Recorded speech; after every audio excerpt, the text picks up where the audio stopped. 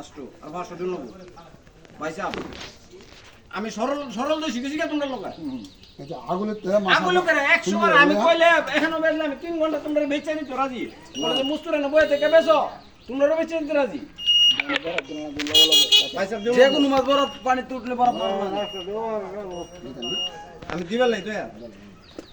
মাছ আমি দিছে আমি একজন করে দিছে 3800 টাকা মাছ দিছি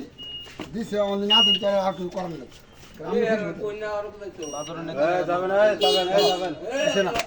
তুই কথাটা কছি কথাটা কইলে না